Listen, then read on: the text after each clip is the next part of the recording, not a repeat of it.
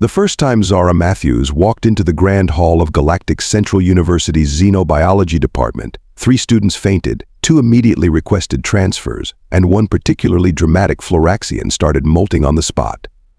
She couldn't help but roll her eyes at their reactions. It wasn't like she had shown up wearing a necklace made of alien skulls or anything. "Ah, you must be the human," Professor Thrax announced, all 4 of his eye stalks twitching in what Zara had come to recognize as barely concealed discomfort. The way he said human made it sound like she was some kind of particularly nasty bacterial infection. "That's me," Zara replied with deliberately excessive cheerfulness, enjoying how her enthusiastic response made the professor's crystalline exoskeleton shimmer with anxiety, ready to learn all about the wonderful diversity of life in our amazing galaxy.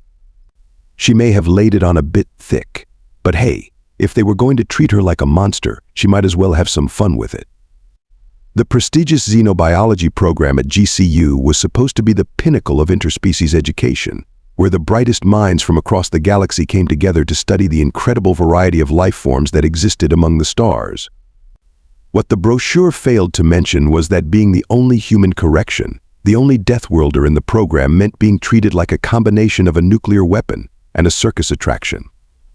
Her classmates, a colorful assortment of beings from what they called civilized worlds, maintained a minimum safe distance of 3 meters at all times. The only exception was MX. Pixlit, a floating gas bag, who apparently never got the memo about humans being dangerous, mainly because they had no solid form to damage. Class Professor Thrax's voice resonated through his crystalline form, while the university's progressive admission policies have led to some unexpected developments. I expect you all to maintain professional composure. His eye stalk swiveled meaningfully toward the still molting floraxian, even in the presence of our new colleague. Zara took her seat in the specially reinforced chair they'd provided, which was actually quite comfortable, she had to admit, and pulled out her datapad. Around her, she could hear the whispered conversations. "I heard they eat meat while it's still moving. My 3rd cousin's roommate said they can survive being partially decapitated. Is it true they drink dihydrogen monoxide for fun?" She caught Professor Thrax watching her with what appeared to be both scientific curiosity and mild terror as she reached into her bag. The entire class held their breath, probably expecting her to pull out a severed head or something equally horrifying. Instead, she extracted a perfectly innocent protein bar. The collective gasp when she bit into it nearly made her choke with suppressed laughter. This was going to be an interesting semester. 3 weeks into the semester, Professor Thrax dimmed the holographic displays in the lecture hall, his crystalline body gleaming with what Zara had learned to recognize as academic excitement. That usually meant something interesting was about to happen, or at least interesting by alien standards. Last time he'd been this excited, it was about single-celled organisms that communicated through interpretive dance. "Students, I have an announcement that will define your academic careers," he vibrated enthusiastically.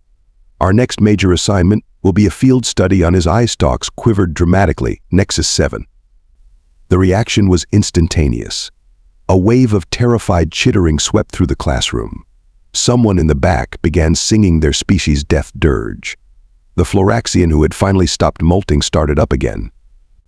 "Did he say Nexus 7? Whispered a silicon-based student named Creeks, their crystalline structure clouding with anxiety. "The death world." Zara perked up, quickly pulling up data on her pad. High gravity at 1.3 Earth standard, dense jungle environment, highly active ecosystem, mild acid rain. She grinned. It sounded like a typical summer camping trip in Australia, minus the drop bears. "As you know," Professor Thrax continued, "Nexus 7 is one of the most challenging Class 3 planets in this sector. The gravity alone makes it nearly inhabitable for most species. Add in the aggressive flora, predatory fauna, and atmospheric conditions." He paused, all 4 eye stalks swiveling toward Zara, "though I suppose our Deathworlder student might find it quite comfortable." "Sounds like fun," Zara called out cheerfully, causing several nearby students to flinch. "Will we get to interact with the carnivorous vine systems? I've read they're fascinating." The silence that followed was broken only by what sounded suspiciously like someone quietly throwing up in their environmental containment suit. It was during the preparation seminar that Zara met Blixtal, a bioluminescent, tentacled being who approached her while she was checking her basic field gear. Unlike most of her classmates, Blixtal actually came within normal conversation distance. "Excuse me," they pulsed in gentle blues and greens, their translator picking up the light patterns. "But aren't you concerned about the environmental hazards? The atmospheric pressure alone requires Class 4 protection suits for most species." Zara looked up from where she was casually tossing supplies into a standard backpack. "Oh, I'll just need some rain gear and bug spray. Maybe a hat," she paused, considering. "Probably should pack some sunscreen too."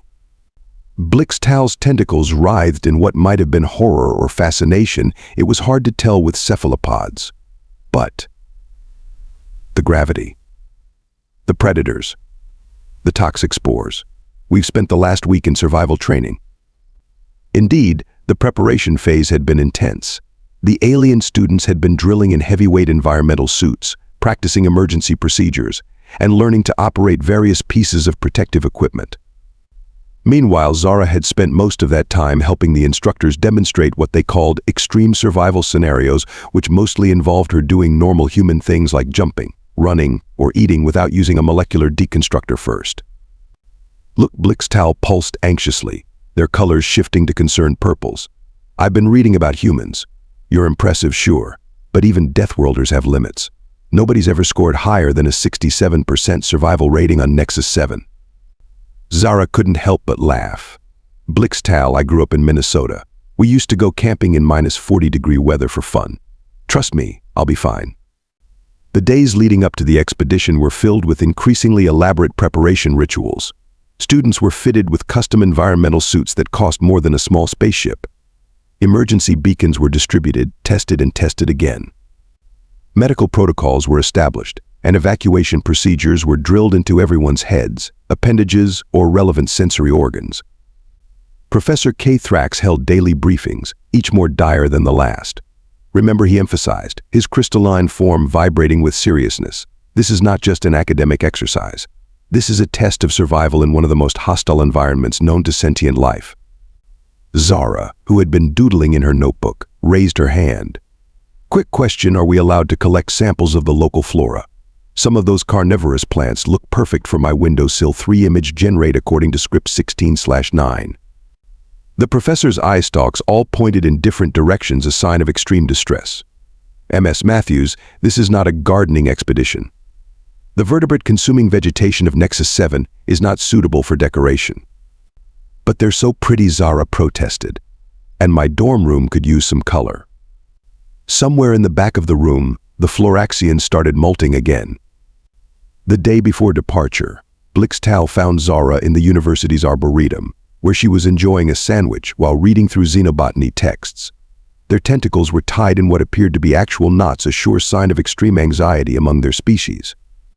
"I've been authorized to inform you," they pulsed rapidly, "that the university will not be held liable if you expire. They've prepared 17 different types of diplomatic responses to Earth in case of your demise." Zara took another bite of her sandwich. "That's sweet of them. Did they include one for when I come back with an A in some cool plant specimens?" "You're impossible," Blixtal flashed, but their colors had shifted to include hints of amused orange. "At least promise you'll stick close to the group? The thought of you wandering off alone in that death trap of a planet." "Tell you what," Zara grinned, pulling out a small package from her bag. "I brought some Earth cookies. Want to be my field study partner? I promise to keep you safe from all the scary jungle monsters." Blixtal's tentacles unwound slightly as they considered the offer. "Are the cookies toxic?" "Only if you eat more than a dozen at once. That's actually less lethal than most human food," Blixtal admitted, carefully accepting a cookie with a specialized handling appendage. "Very well. But if we die, I'm filing a formal complaint in the afterlife." As the preparation phase drew to a close, Zara couldn't help but notice how the other students were treating her with a mixture of fear and newfound respect. It probably had something to do with the survival training demonstration where she'd casually lifted a heavy sample container that 3 other species had failed to budge. Professor K. Thrax had taken to watching her with all 4 eye stalks when he thought she wasn't looking, probably trying to figure out how such a primitive deathworlder had ended up in his prestigious program. Little did he know, Zara had graduated top of her class back on Earth, though she suspected that information might cause him to have a crystalline breakdown. The night before departure, The campus was abuzz with what could only be described as pre-expedition jitters. Students were making final adjustments to their environmental suits, double-checking emergency procedures, and in some cases updating their last will and testaments. Meanwhile, Zara was in her room, packing the essentials: a good pair of hiking boots, some energy bars, a first aid kit, and yes, that bug spray. She'd also thrown in a few empty specimen containers, optimistically labeled future pet plants. Looking out her window at the three moons of the university world, she couldn't help but smile.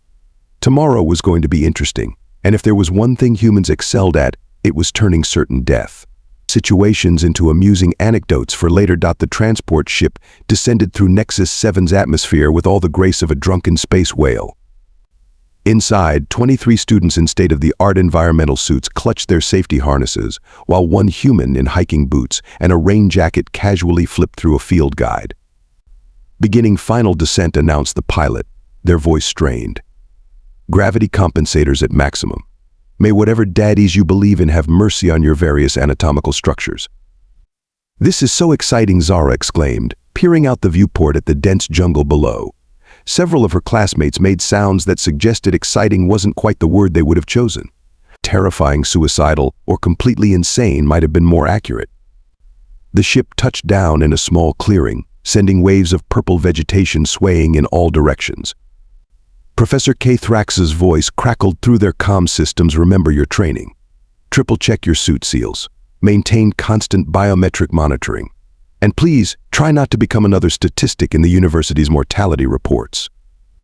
As the loading ramp descended, the first blast of Nexus 7's atmosphere hit them. The alien students' environmental suits immediately began whirring and clicking, compensating for the crushing gravity and caustic air. Zara took a deep breath and smiled. Smells like petrichor.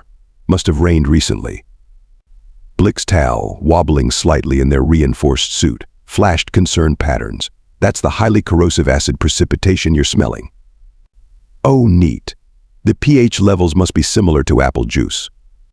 The group made their way into the jungle, their progress marked by the whining of overtaxed servos and the occasional curse in various alien languages. The local flora seemed to take an immediate interest in their presence. Vine-like appendages reached toward them, only to retreat when the suit's defense fields activated. Well, most of them retreated. A few seemed particularly interested in Zara, who kept having to gently disentangle herself. Stop playing with the carnivorous plants, Professor Thrax vibrated anxiously. They're rated as Class 3 predators. But they're so friendly, Zara cooed, patting a particularly persistent vine. This one reminds me of my aunt's cat. Look, it even purrs indeed. The plant was emanating a low rumbling sound as it tried unsuccessfully to digest her jacket. The first specimen collection site was in a dense grove of what the professor called extremely hazardous botanical anomalies. Everyone else called them murder trees. The assignment was to collect samples of the local ecosystem without dying in the process. Remember, Professor Thrax instructed, these specimens are highly volatile. Use your containment fields and remote manipulation tools. Do not, under any circumstances, attempt direct contact. He broke off, crystalline form clouding in horror as Zara reached out and plucked a sample with her bare hands. Got one, she announced cheerfully, holding up a writhing piece of vegetation. The cellular structure is fascinating. Look how it's trying to dissolve my glove. The class watched in morbid fascination as the plant's defensive acids barely managed to leave a mark on her basic protective gear. Somewhere in the back, the Floraxian who had finally run out of molt began producing stress spores instead. Their progress through the jungle was marked by a series of what Zara's classmates considered near-death experiences, but which she filed under mildly interesting encounters: a swarm of flying creatures that secreted paralytic toxins. Just like mosquitoes back home, but prettier, a patch of fungi that released hallucinogenic spores. Reminds me of college parties, a predatory plant that tried to swallow her whole. It's like a Venus flytrap, but cuddlier.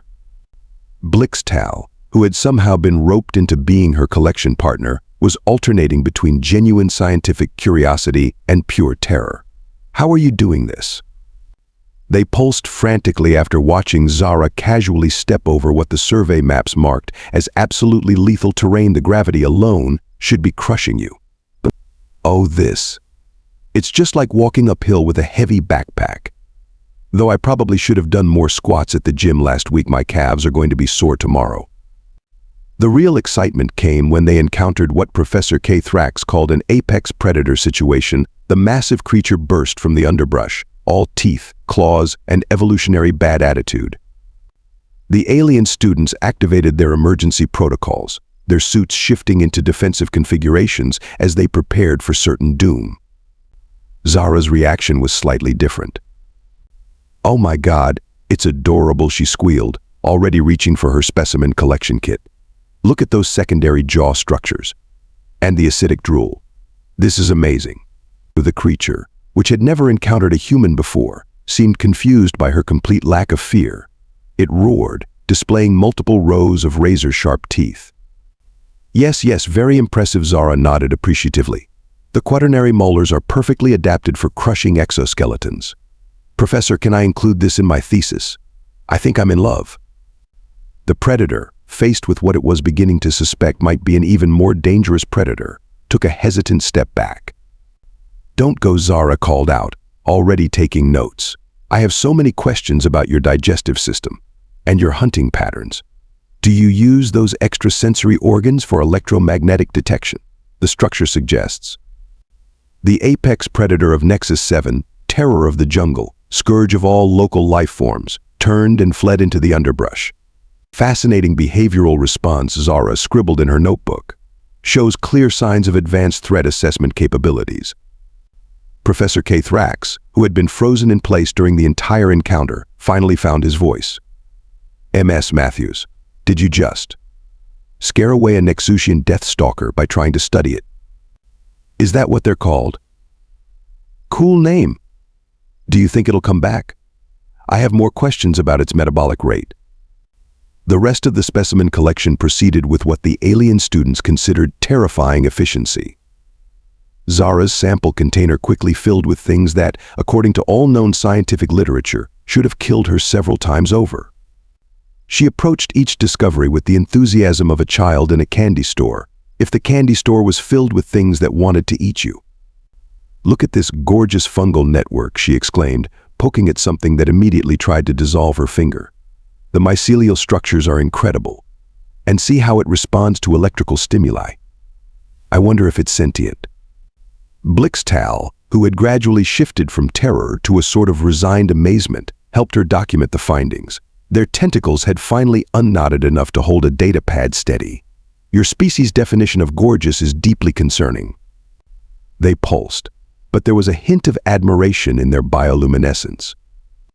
As they worked, Zara kept up a running commentary that alternated between genuine scientific observation and what sounded suspiciously like baby talk, directed at lethal organisms. "Who's a deadly little extremophile? You are. Yes, you are. Now let me just measure your toxic secretion rate." The documentation process was equally entertaining. While other students carefully recorded their findings from inside their protective bubbles, Zara's notes read like a tourist's vacation blog. "Sample 47, absolutely adorable gastropod with flesh-melting slime trail. Named it Fred. Sample 48, highly aggressive vine system. Great hugger, slightly bitey. Sample 49, unknown species. Tried to eat my boot. Added to possible pets list." Professor K. Thrax, reviewing her initial findings, seemed unable to decide whether to be impressed or horrified. His eye stalks kept crossing and uncrossing as he read through her report, especially the section labeled cutest toxic properties. As the day wore on, the difference between the human and alien approaches to the assignment became increasingly apparent. While her classmates methodically followed safety protocols and maintained their distance from everything, Zara had somehow managed to make friends with half the local ecosystem. Even the murder trees had stopped trying to grab her, though whether out of respect or fear was unclear. The crisis began with a droplet. One tiny, innocent-looking drop of Nexus 7's infamous acid rain, finding its way through a microscopic crack in Crix's environmental suit. The silicon-based students' crystalline form clouded with panic as their suit's integrity alarm began to shriek. "Incoming acid precipitation," Professor K. Thrax's voice crackled through their comms. "Seek immediate shelter. This is not a drill." The sky had turned an ominous shade of green, and the local wildlife was already retreating to safety. all except the murder trees, which seemed to be opening their canopies wider, like toxic rain catchers at a lethal garden party. "Oh wow! Look at that pH reading," Zara exclaimed, holding out a testing strip as her classmates scrambled for cover. "This is way more acidic than I expected. Neat." That's when everything went sideways. The combination of increased atmospheric pressure and the acid rain's unique composition began causing cascading failures in the environmental suit's protective fields. One by one, warning lights began flashing across the clearing. "My stabilizers are failing. Secondary containment breach. Critical systems malfunction. I'm too young to dissolve." Zara looked up from her pH testing to find her classmates in various states of panic and suit failure. Even Blixtal's specialized aqueous environment suit was showing warning signs, their tentacles writhing in distress. Right then, she said, switching into what her friends back on Earth called her mom-friend mode. "Everyone try to stay calm, though maybe panic a little faster toward that cave over there." The cave in question was about 50 meters away, across what was rapidly becoming a field of acid puddles. For creatures adapted to lower gravity environments and dependent on failing environmental suits, it might as well have been 50 kilometers. Professor Zara called out, already moving toward the nearest struggling student. "I'm going to need you to trust me and not crystallize in shock at what I'm about to do." Before K-Thrax could protest, Zara had scooped up Krek's environmental suit and all, and was carrying them toward the cave. The professor's eye stalks vibrated in disbelief as she deposited the silicon-based student safely in the cave and turned around for more. "How that's at least 300 kilos with the suit," one of the students muttered in awe. Leg day finally paying off, Zara called back cheerfully, already heading for her next rescue. "Also, thank you, Earth gravity." What followed was a display of human endurance that would later be classified as statistically improbable by the university's xenobiology department. Zara made trip after trip, carrying, dragging, or sometimes gently rolling her classmates to safety. The acid rain sizzled against her rain jacket, which held up remarkably well considering it was designed for Seattle weather rather than extraterrestrial acid storms. "Your epidermis should be liquefying," Professor K-Thrax observed in horrified fascination as Zara helped him scuttle to safety, his crystalline form clinking against the cave floor. "Nah, human skin is pretty neat," she replied, already turning back into the rain. "Though I might need some extra moisturizer later. This stuff is definitely worse than that time I forgot sunscreen at the beach." Blixtal was the last one she brought in, their tentacles wrapped around her shoulders in what might have been either terror or an attempt to help with balance, possibly both. "Your species," they pulsed weakly, "is absolutely terrifying." "Aw, thanks," Zara beamed, setting them down gently. "You know what's actually terrifying, though? All these amazing specimens we're getting. The acid rain is making everything so active." Indeed, while her classmates huddled in the cave watching their suit integrity indicators slowly stabilize, Zara was darting in and out collecting samples. The local flora and fauna, driven into a frenzy by the acid rain, were displaying entirely new behaviors.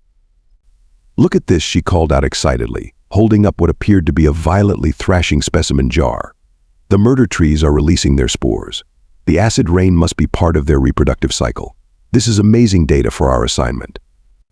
"Ms. Matthews," Professor K-Thrax vibrated wearily, "the assignment parameters do not require you to risk dissolution for extra credit." "Risk?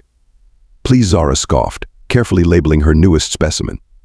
"This is basically just a really exciting field trip. Though I do wish I'd brought my good boots, these ones are getting a bit melty." By the time the acid rain subsided, Zara had not only saved her entire class, but had also collected more viable specimens than all of them combined. Her field notes included detailed observations of how various species behaved during the acid storm, complete with enthusiastic sketches and multiple exclamation points. The best part, she'd managed to do it all while maintaining what she called her tour guide voice.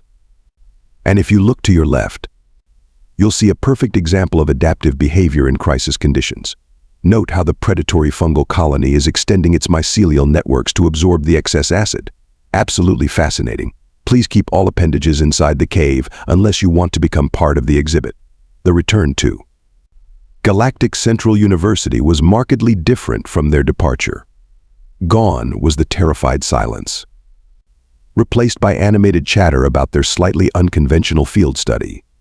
The fact that everyone had survived, and with an unprecedented collection of specimens, had put a whole new spin on having a Deathworlder in class. Did you see how she just picked up Crocs, environmental suit and all? Remember when she called the Death Stalker precious? I still can't believe she named the acid-spitting fungus squeaks. Professor K-Thrax's final assessment meeting with Zara was an exercise in cognitive dissonance. His crystalline form kept shifting between clear and clouded as he reviewed her report. Ms. Matthews, he began, all 4 eye stalks focused on her. Your documentation of Nexus 7's ecosystem is disturbingly thorough. Your specimen collection is unprecedented. Your survival rate was, he paused, eye stalks twisting, well, significantly above average. Thanks, Zara beamed. Though I really wish we could have stayed longer. I didn't even get to properly catalog all the different varieties of murder trees. Did you know some of them can tap dance when they're hunting? I have video. The professor's crystalline structure made a sound like wind chimes in a tornado. The most notable change was in her classmates' behavior. The 3-meter safety distance had been reduced to a mere 1 meter, practically intimate by alien standards. The Floraxian had finally stopped molting at the sight of her, though they did still produce the occasional stress spore when she got too excited about potentially lethal specimens. Blixtal, now her regular lab partner, had taken to explaining human behavior to their terrified classmates. No, she's not actually going to eat that. Well, probably not. Actually, maybe we should ask first. The university had to revise several of its safety protocols, adding a new classification procedures for human interaction with supposedly lethal environments. The first rule was simply don't assume they can't.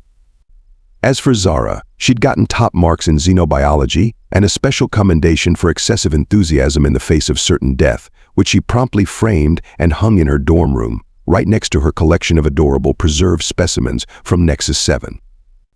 The only complaint came from the university's insurance department, who had to create an entirely new category of coverage just for her human-induced reality violations. I don't see what the fuss is about, Zara commented to Blixtal over lunch one day, casually munching on what her classmates had dubbed death peppers from Earth. It was just a normal field trip, though next time I'm definitely bringing better boots.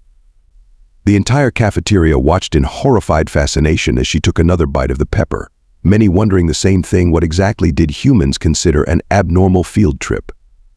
Somewhere in the distance, a Floraxian began to molt.